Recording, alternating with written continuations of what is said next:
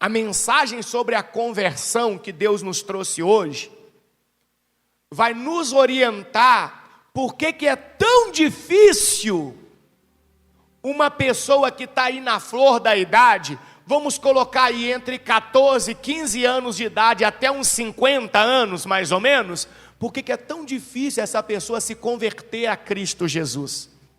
55, por que é tão difícil? Você vai entender na Bíblia hoje, porque quando a gente olha, a gente fala assim, a minha vovó é convertida, minha vovó é crente, mas para ela é mais fácil. A gente tem o hábito de achar que para os velhos, para os idosos, é mais fácil do que para nós. Mas por que nós achamos assim? Por que nós pensamos assim? Eu vou te responder de uma forma simples e rápida. Porque o brilho do mundo já não tem mais tanto efeito aos olhos daquele que está com mais idade do que para você, do que para mim. E lembra que o mundo está sob o controle de quem? Do maligno. Então o maligno vai fazer de tudo para esse brilho do mundo, atrair a sua atenção, puxar você. Puxar você. Então olha que interessante, você não encontrou não lá em Isaías, que Deus criou o mal? Isaías 45, versículo 7, coloca para mim por favor na tela. Porque tem gente que, olha o que está escrito aqui, ó. Isaías 45, versículo 7.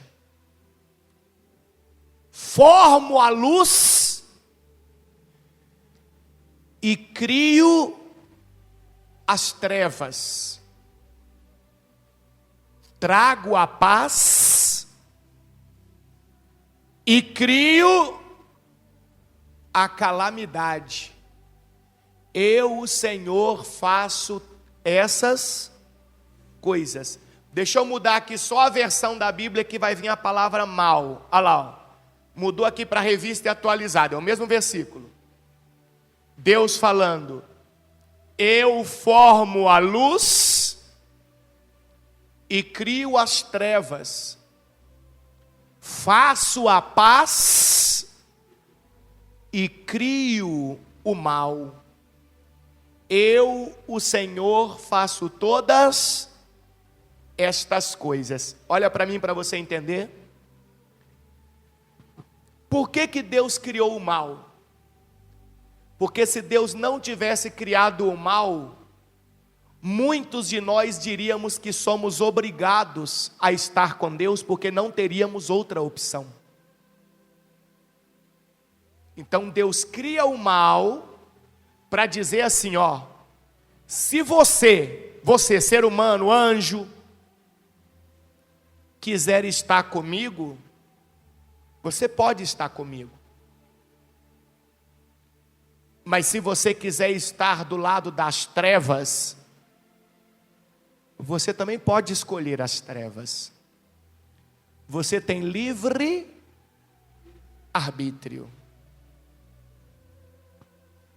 Então, eu preciso começar a tomar cuidado para que este mal, essas trevas,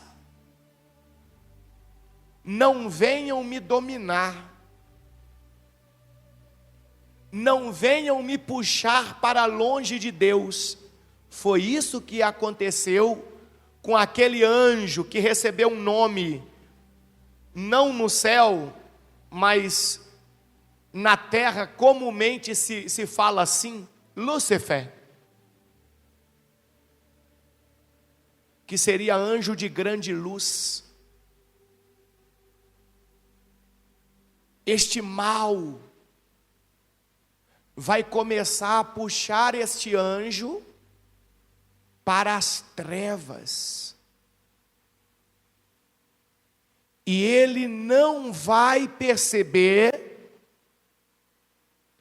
que ele estava sendo puxado para longe de Deus. Assim que a história aconteceu. E sabe aonde foi que esse mal encontrou nele uma brecha para poder dominá-lo? Na vaidade dele. E assim como ele tinha vaidade, todo ser humano também tem vaidade. E o que é que mexe com a vaidade do ser humano? O brilho do mundo. É o brilho do mundo que mexe com a vaidade. Eu estou fazendo todo um desenho para você compreender. Para quem sabe, você sair daqui hoje com outro tipo de entendimento e você atentar para o fato de a vida terrena ser muito rápida. E você a qualquer momento pode deixar esta vida, qualquer um de nós aqui. Ninguém aqui é eterno, nesta terra não. Não. Qualquer um de nós aqui pode partir, seja de dengue, seja de Covid, seja de acidente, seja de um outro problema, qualquer um de nós. Só que aquilo que vai vir depois daqui, aí é eterno. Só que o inimigo que controla esse mundo não tem deixado muitas pessoas perceberem isso. E a vaidade delas tem sido aguçada pelo brilho do mundo, pelas coisas do mundo, e isso está afastando essas pessoas de quem? De Deus. Olha o que eu estou falando sobre essa criatura aqui, ó, que virou o cão, aqui, ó. Lá em Ezequiel capítulo 28, versículo 17. Olha o que está escrito. Depois você leia o capítulo todo em casa.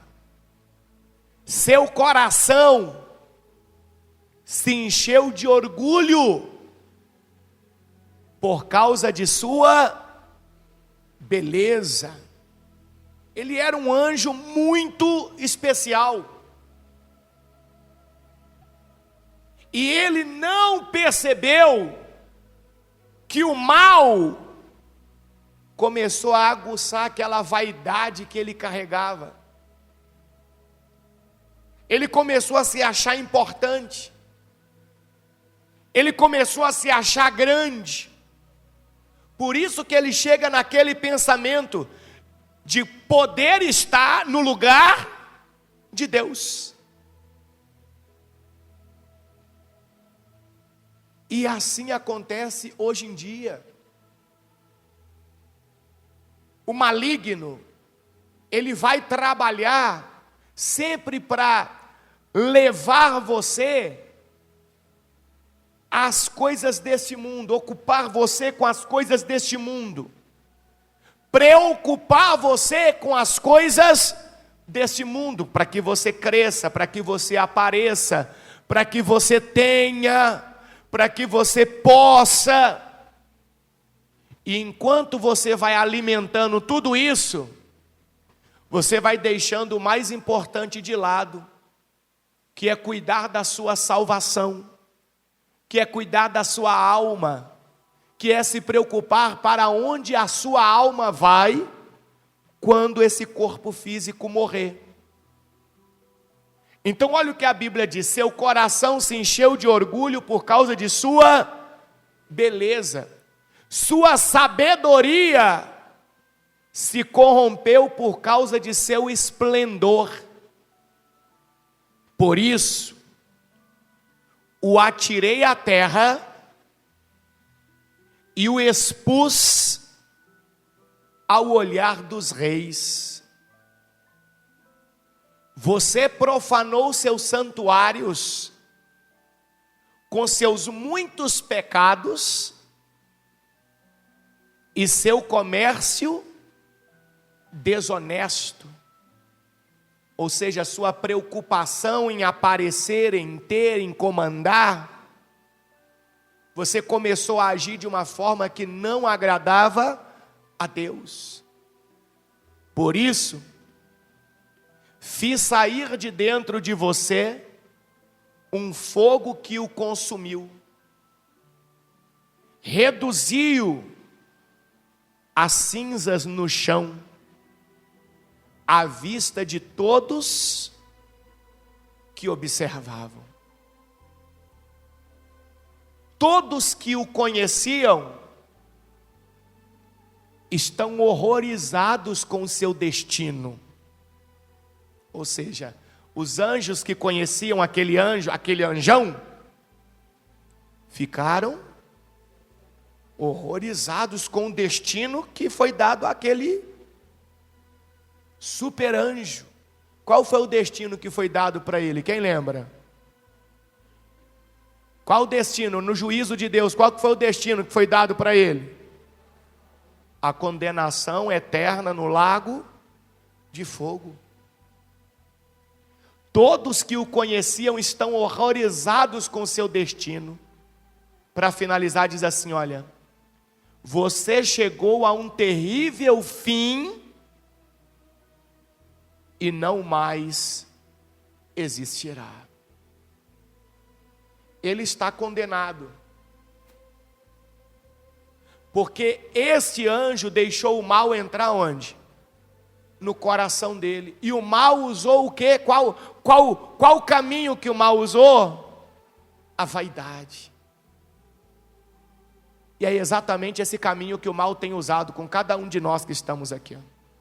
Qual é a sua vaidade? Quais são as suas preocupações? É aí que o inimigo vai investir, para afastar você daquilo que é mais importante, que é a vida eterna, a salvação. Por isso que é tão difícil um jovem, quando eu disse jovem, coloca aquela faixa etária ali dos 14, 15 até uns 55, se converter a Cristo. Porque ele é cheio de vaidades, ele é cheio de projetos, ele é cheio de sonhos, ele é induzido pelo brilho desse mundo. O mundo vai fomentando a vaidade dele, dela, e vai fomentando, e quanto mais o mundo fomenta esta vaidade, mais preocupada a pessoa fica com as coisas deste mundo, com aquilo que ela quer, com aquilo que ela deseja, e mais distante ela vai ficando dos ensinamentos de Jesus. E quanto mais distante ela vai ficando dos ensinamentos de Jesus, mais distante ela vai ficando do céu, da salvação. Vai comigo, por favor, lá no livro de Tiago, capítulo 1, versículo 13. Pega aí a sua Bíblia. Tiago, capítulo 1, versículo 13. Olha o que diz o texto sagrado. E quando vocês forem tentados, o que é ser tentado? O que é ser tentado? Diga para mim, o que é ser tentado? Hã? O que é uma pessoa falar assim, eu estou sendo tentado? Hã? Quando vocês forem tentados, quando algo estiver atraindo vocês, quando algo estiver puxando os olhares de vocês, quando algo estiver arrastando vocês na direção contrária ao que Deus, o que Cristo Jesus ensina, não digam: esta tentação vem de quem? Vem de Deus. Pois Deus nunca é tentado a fazer o mal. Olha o mal aí.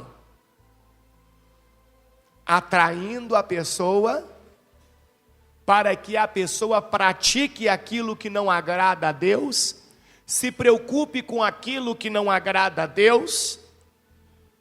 Então você nunca deve dizer, é Deus que está me tentando. Ah, isso é prova de Deus para fazer o mal? Nunca. Nunca. Deus pode até provar uma pessoa, é bíblico, permitindo ela passar por uma situação difícil. Aí eu concordo, aí é bíblico, aí é provação. Porque nós temos o exemplo de Jó. Deus permitiu Jó enfrentar uma situação difícil? Permitiu. Nós temos o exemplo de José, do Egito. Deus permitiu ele enfrentar uma situação difícil? Permitiu. Então, prova, eu posso até concordar que tenha a permissão de Deus. Tentação, não. Tentação é o mal querendo afastar você de quem? De Deus. E a tentação, você vai ver como que ela consegue me alcançar. Olha lá. Pois Deus nunca é tentado a fazer o mal, e Ele mesmo nunca tenta alguém. Agora olha o versículo 14. A tentação vem de onde? Vem de nossos próprios desejos. Então a tentação vai encontrar a brecha onde? Na minha vaidade, nos meus desejos. O mal vai trabalhar em cima da minha vaidade. Por isso eu comecei falando aqui no domingo passado e vou repetir. Se você não quer ir para longe de Deus, se você se preocupa com a salvação da sua alma, pisa na sua vaidade todos os dias. Bispo Paulo, mas eu queria era matar ela, não tem como, a praga não morre. Não morre. Você vai ter que conviver com isso até o dia que você morrer. Então, como fazer? Pisa nela todos os dias. E como que eu piso na minha vaidade todos os dias? Deixando de fazer o que eu acho, o que eu penso, o que eu quero, para fazer aquilo que Cristo Jesus ensinou. Aí eu estou pisando. Aí eu estou destruindo a minha vaidade. É a única forma. Senão, a tentação vem de nossos próprios desejos, que nos seduzem e nos arrastam. Esses desejos, os meus desejos, dão à luz a quê? O pecado. E quando o pecado se desenvolve plenamente, ou seja, quando o pecado ele é consumado, seja qual for, então ele gera o quê? A morte. O que é a morte?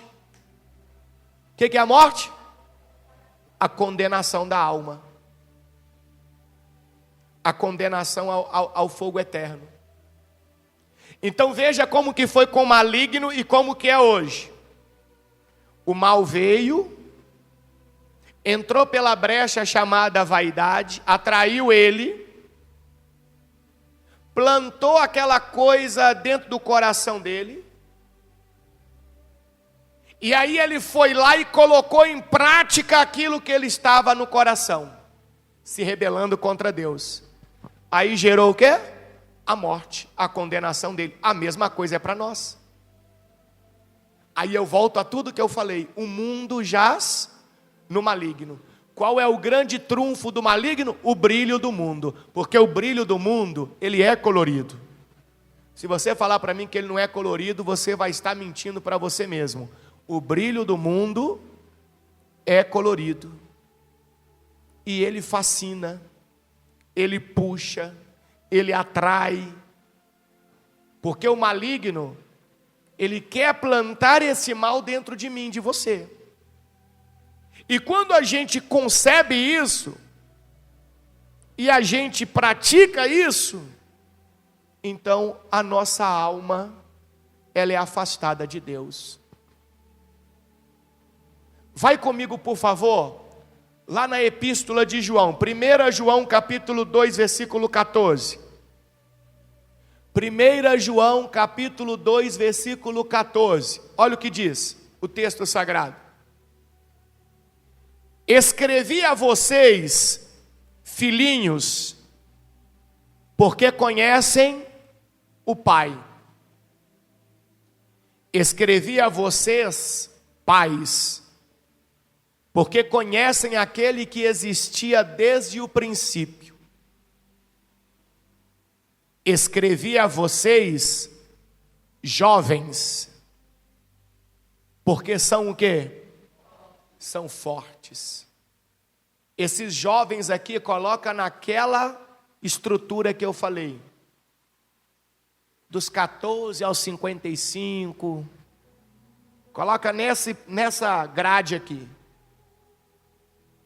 dos 13 aos 55, aquelas pessoas que estão cheias de quê? De sonhos, de projetos, de fascínio pelo brilho do mundo. Aí o Senhor Jesus está dizendo, eu escrevi a vocês, porque vocês são o quê? Fortes. Opa!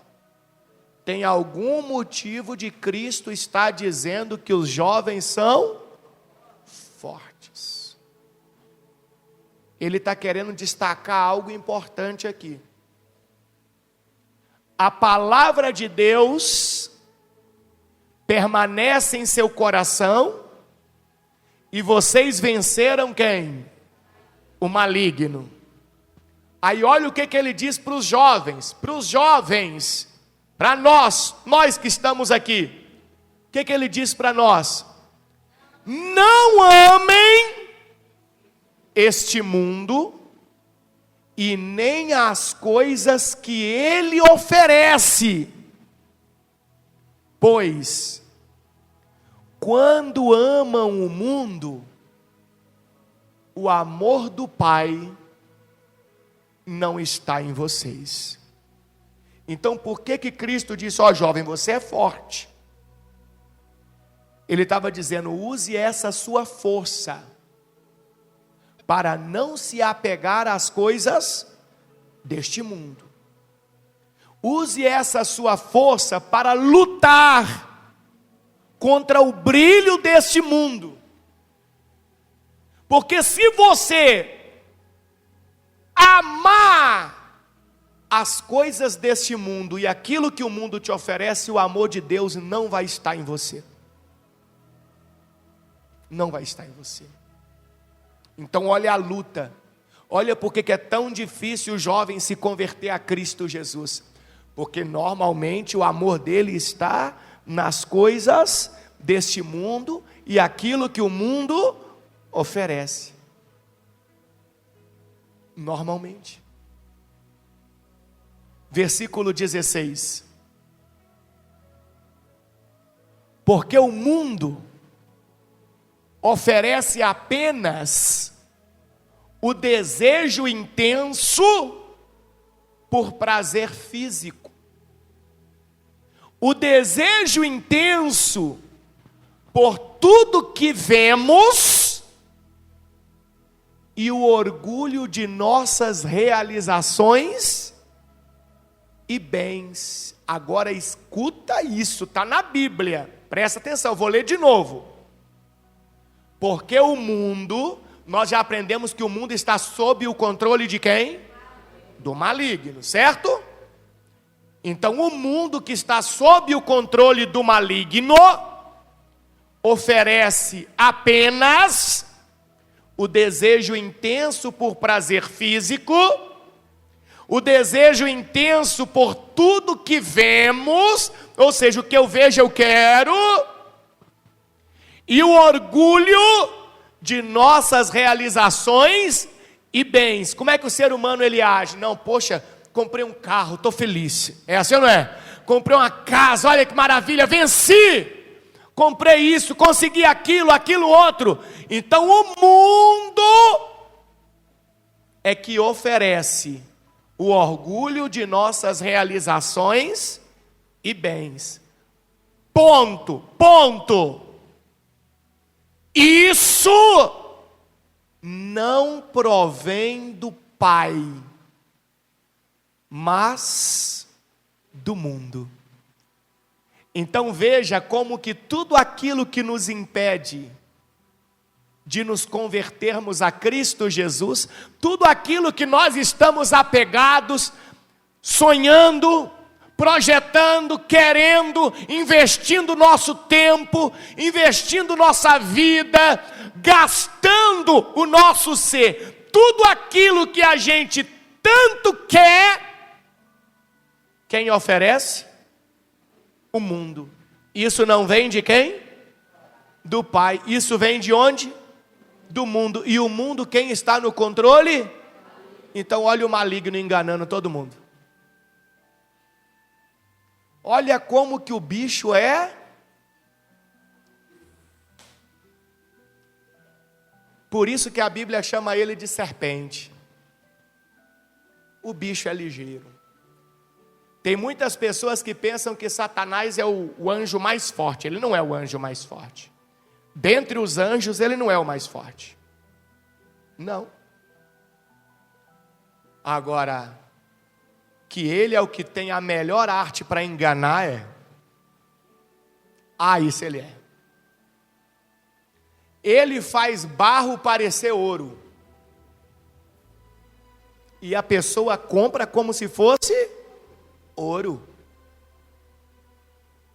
Ele oferece aquilo que você deseja. Porque ele sabe que enquanto ele está te manipulando em seus desejos, em seus sonhos materiais, terrenos, nessa vida que nós temos aqui, ele está te afastando daquilo que realmente é importante, que é a sua conversão a Cristo. E ele sabe que na hora que você morre, que eu morro, e a gente não está alinhado com os ensinamentos de Cristo, a única coisa que sobra para nós é a condenação junto com ele no fogo eterno. Olha como é que o bicho é esperto. Aí quando você pega já uma pessoa já de idade, uma pessoa de idade,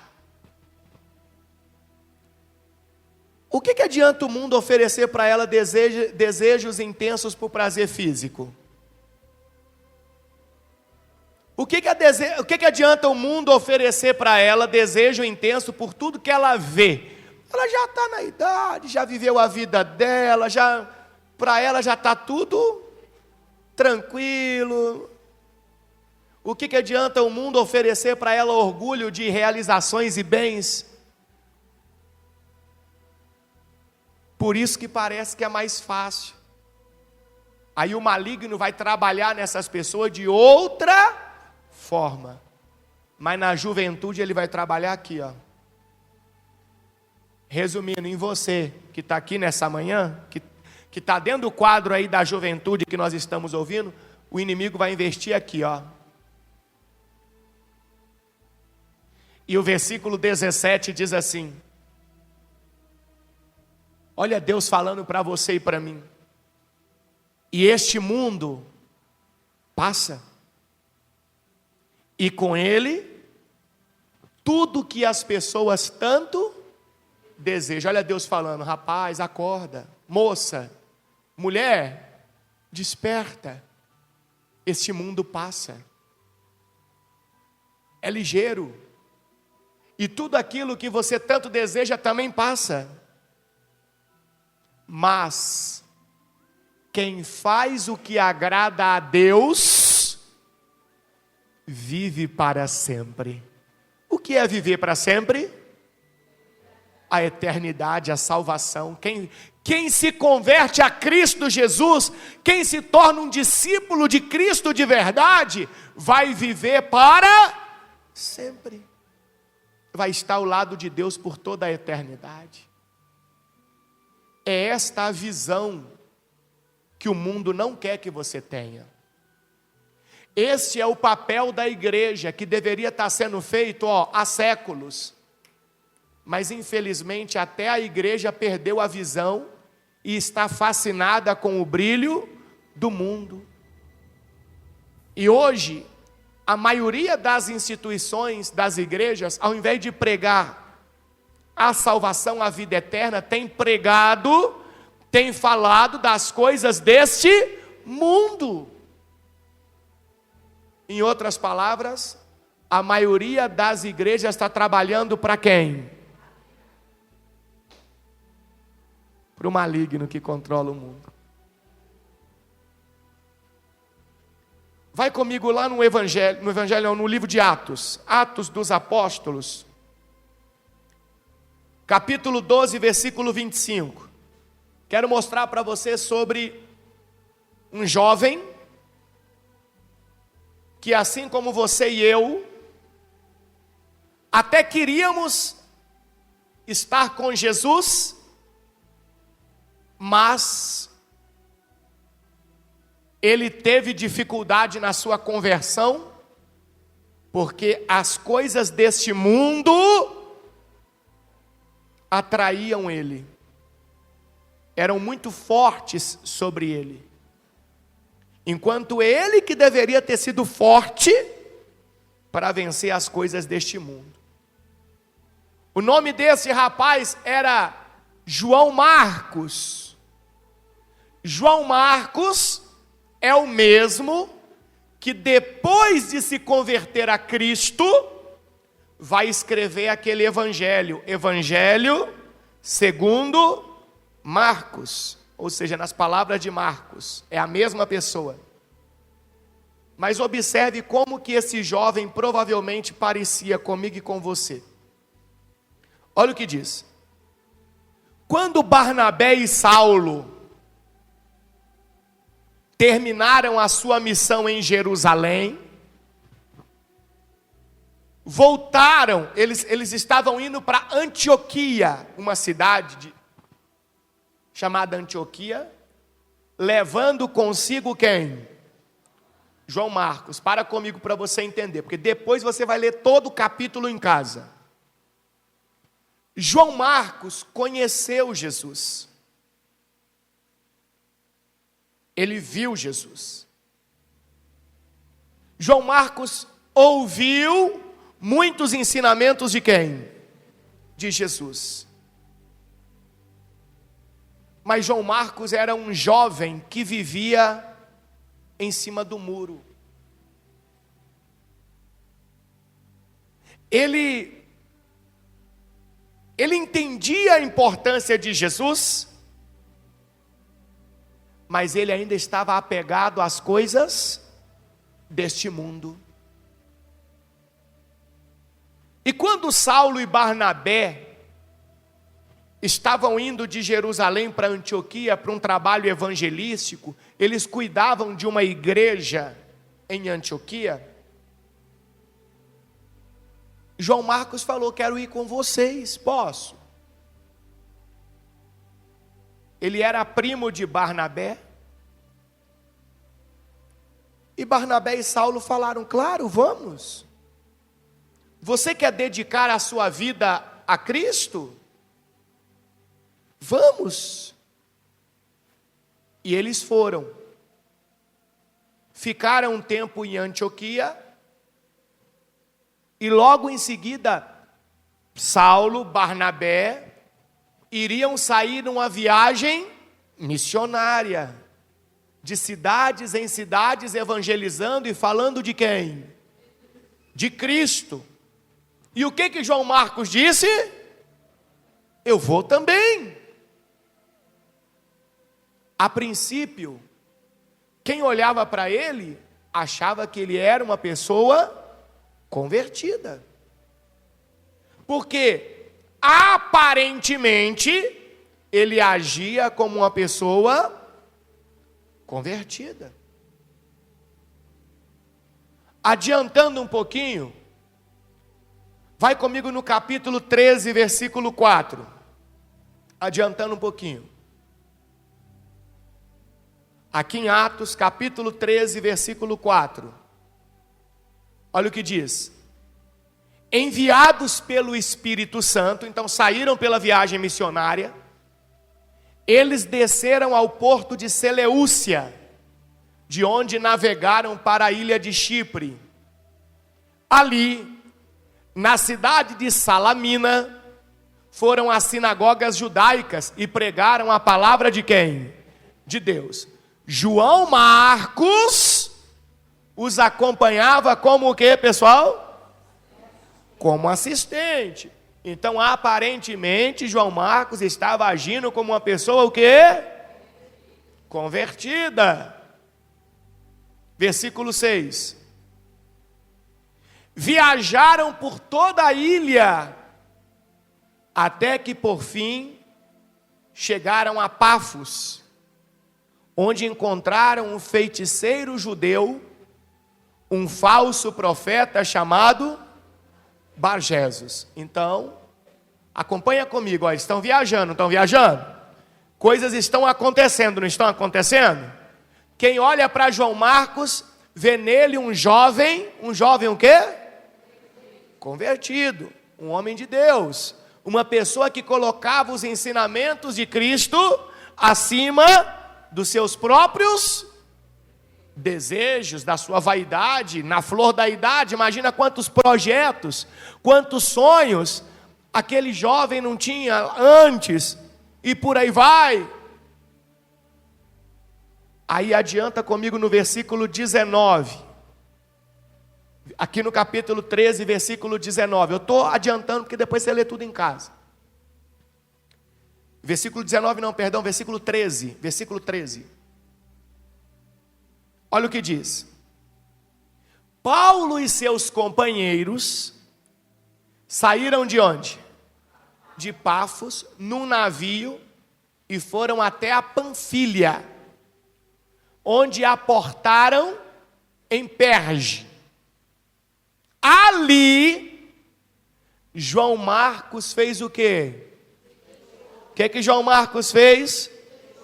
Os deixou e voltou para onde? Para Jerusalém. Para comigo. Então, enquanto as coisas se encaixavam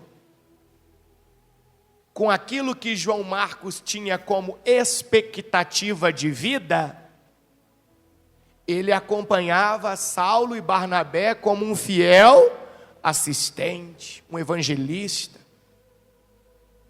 Mas quando eles chegaram na região da Panfilha, onde tudo ficou muito difícil, lá nessa região quase ninguém aceitou a palavra de Deus. Automaticamente eles eram evangelistas. Se ninguém aceita a palavra, eles não tinham nem onde dormir. Tinham que dormir nas praças, ao relento.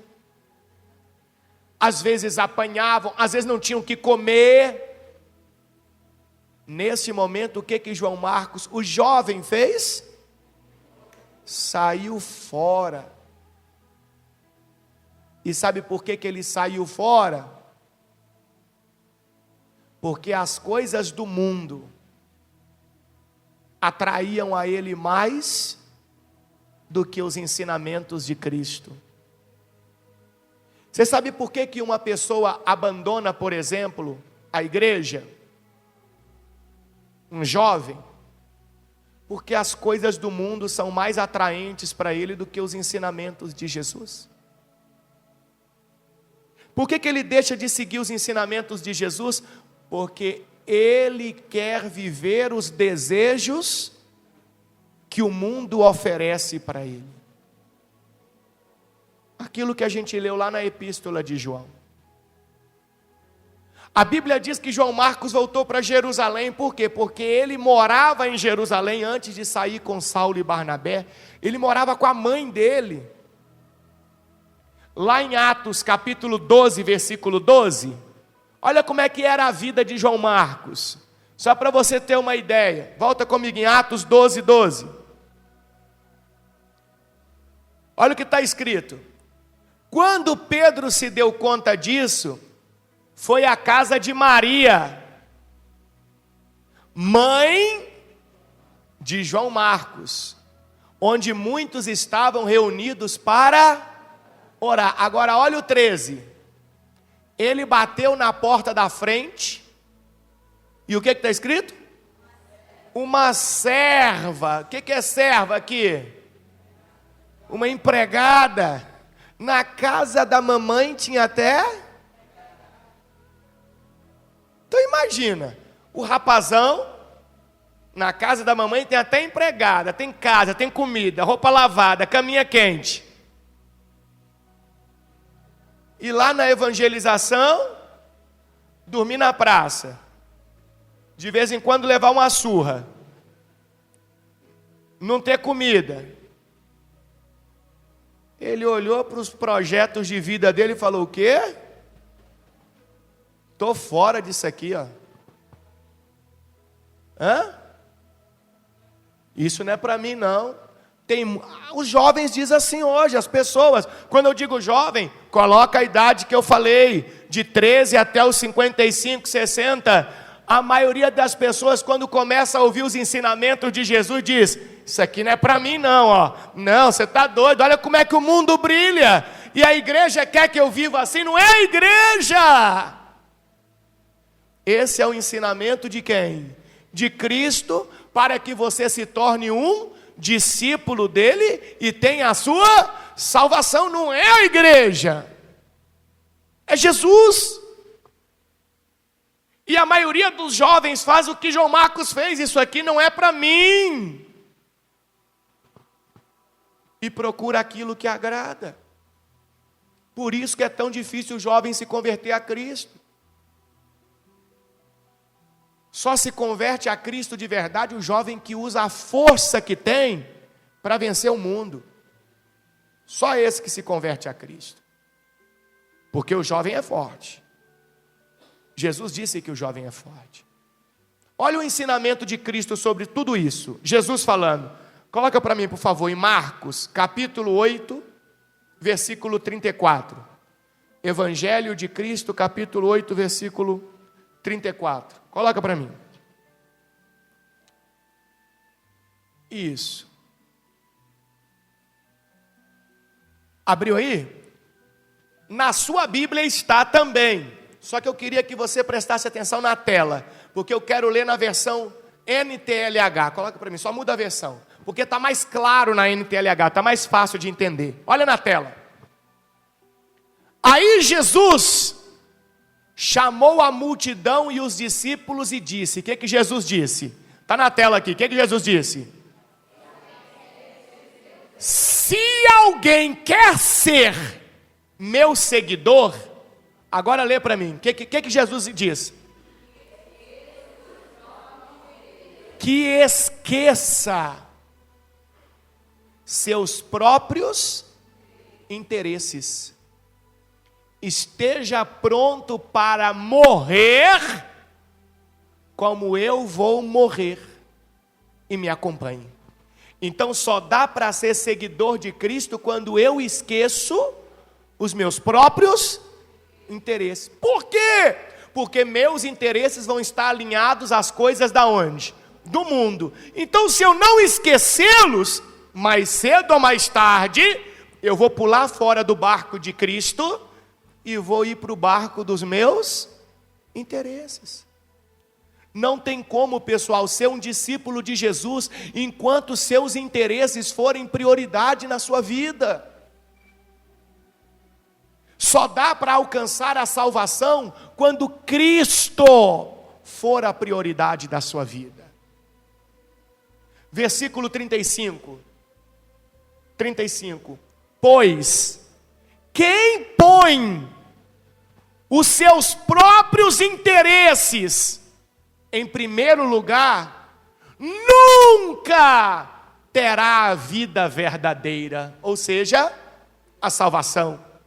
Mas quem esquece a si mesmo por minha causa e por causa do Evangelho, o que é Evangelho? A doutrina de quem? De Cristo, o ensinamento de Cristo. Então, olha lá, quem esquece a si mesmo por causa de Jesus e por causa do ensinamento de Jesus, terá a vida verdadeira. O que adianta alguém ganhar o mundo inteiro, mas perder o quê? Olha Cristo ensinando, jovem.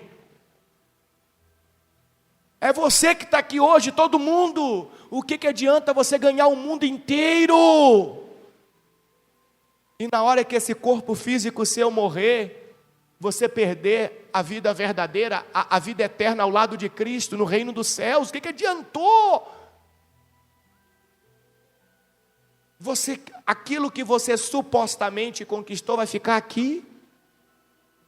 Para o mundo espiritual, ninguém leva nada que é material, nada que é físico. Só a sua alma que vai. Ou para cima ou para baixo. Versículo 37. Pois não há nada que poderá pagar para ter de volta o quê? Essa vida. Ou seja, depois que eu morrer, não tem nada que eu possa fazer para tentar comprar a vida eterna, não.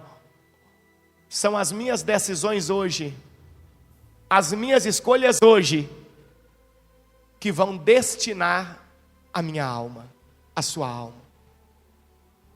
Então não viva mais pelos interesses deste mundo, pelos seus próprios interesses. Seja um discípulo de Cristo. Eu não estou falando para você seguir a igreja, não. Eu estou falando para você seguir os ensinamentos de Jesus. Estar no culto é importantíssimo para a gente aprender como estamos aprendendo hoje. Mas não é a doutrina da igreja que você tem que seguir, mas sim os ensinamentos de Jesus Cristo. Aquele João Marcos, ele voltou para Jerusalém. Paulo ficou muito bravo com ele. Ficou. Porque quando ele volta para Jerusalém, ele volta para os interesses dele. Pouco tempo depois a ficha cai.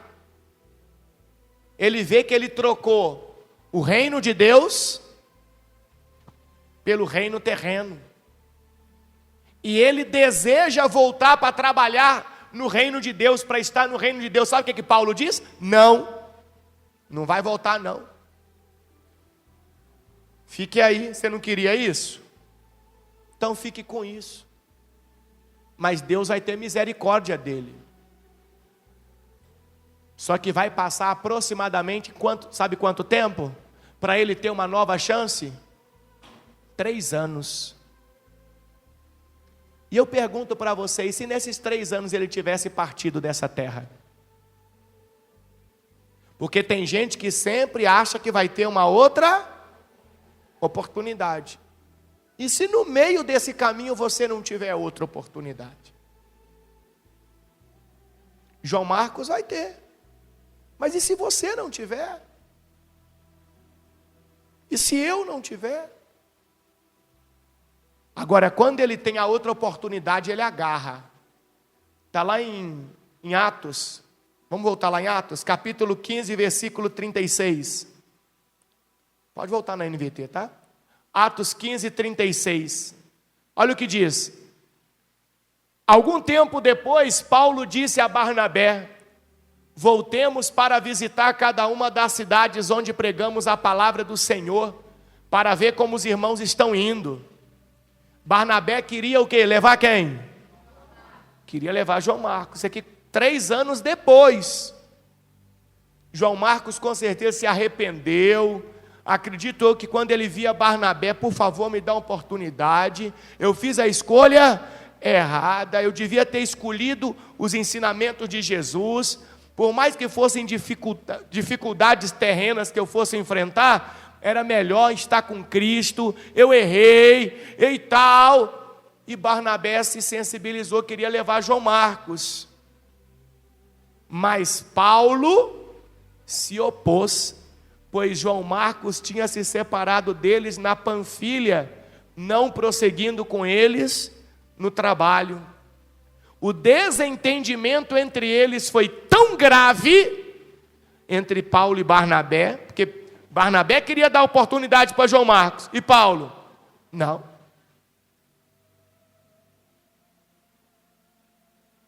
O desentendimento entre Barnabé e Paulo foi tão grande, que os dois se separaram.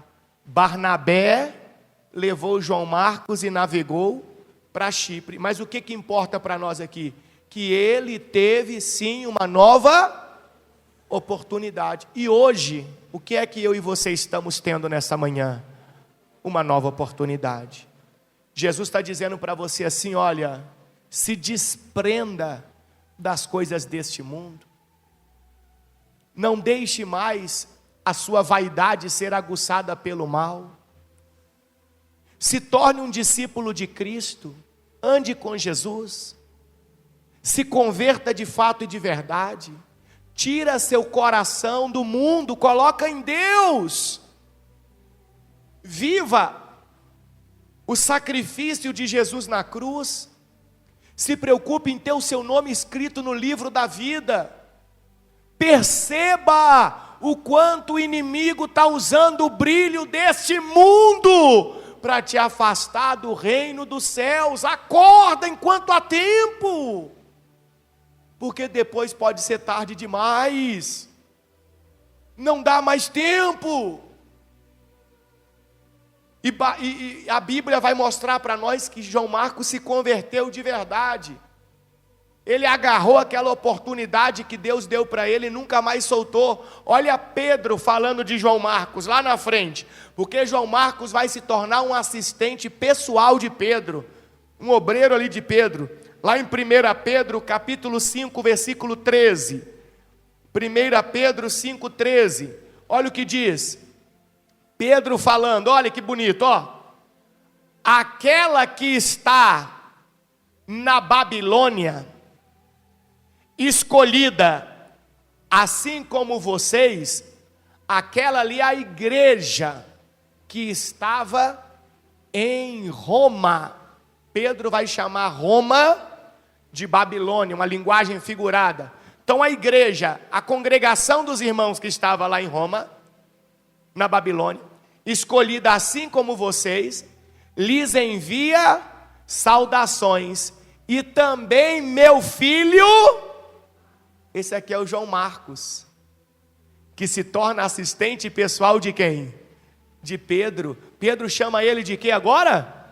De filho. Por quê? Porque agora ele andava colado com Pedro. Ele não queria saber das coisas do mundo mais, ele não queria saber dos interesses pessoais. Ele estava focado em uma coisa só: ser um seguidor de quem? De Jesus, fazer a vontade de Deus, ter a vida eterna. Essa era a preocupação dele. E o próprio Paulo, lá na frente, vai falar de João Marcos também. Depois que João Marcos fez por onde, Paulo vai dizer, agora ele está convertido a quem? A Cristo Jesus. Vai comigo, por favor, aí em Colossenses capítulo 4, versículo 10. Colossenses capítulo 4, versículo 10. Olha o que está escrito. Aristarco, que é prisioneiro comigo, lhes envia o quê? Saudações. E assim também quem? Marcos, primo de Barnabé. Conforme vocês foram instruídos, se Marcos passar por aí, recebam-no bem, Antes, Paulo não queria ver ele nem pintado de ouro, porque ele demonstrou que os interesses mundanos dele eram maiores do que os ensinamentos de Cristo. Agora que ele se converteu de verdade, aí Paulo estava dando as instruções e falou assim: Marcos passar por aí, vocês recebam ele bem. Versículo 11. Cadê? Isso. Jesus, chamado justo, esse Jesus aqui não é o Cristo não, pessoal. Porque Jesus era um nome comum na época. Também manda o quê? Lembranças. Estes são os únicos irmãos judeus entre meus colaboradores. Então quem que era? Aristarco, Marcos e este Jesus. Olha quão poucas pessoas, diante de tantas que Paulo evangelizou, falou de Deus, quão poucas abriram mão dos seus interesses pessoais para seguir os ensinamentos de Jesus e viver para Deus. Assim é hoje. Quantos dos que estão aqui que serão salvos por Cristo? Quantos dos que estão aqui que vão entrar no céu? Com certeza, pouquíssimos. Porque pouquíssimos estarão dispostos a colocar em prática tudo que nós aprendemos aqui hoje. Eu tenho certeza que enquanto eu pregava aqui nesse altar, o maligno soprava aí na sua mente e no seu coração, sobre o mundo, sobre os seus interesses pessoais, sobre o brilho desse mundo. Eu tenho certeza. Agora, Cristo disse que você é forte. Então você pode arrancar esse sopro do inimigo e jogar fora, e ficar com a palavra que Cristo ensinou hoje, ou você pode escolher o mundo. Eles trabalham comigo para o reino de Deus, e tem sido um grande conforto para mim. Quando a gente muda a versão aqui para NTLH, olha que interessante que fica o mesmo versículo. Josué, chamado justo, também manda saudações. Esses três são os únicos judeus convertidos que trabalham comigo para o reino de Deus, e eles têm me ajudado muito. Então quer dizer que só fica no reino de Deus, só entra no reino de Deus a pessoa que realmente se converte a Cristo Jesus. Só quem se converte. Então hoje, Deus está dizendo para mim e para você, por que é tão difícil um jovem se converter? Por que é tão difícil pessoas como você se converter, como eu se converter a Cristo? Mas Ele está dizendo que nós somos fortes, e se nós quisermos hoje tomar essa decisão, a porta do céu está aberta para nos receber. Amém?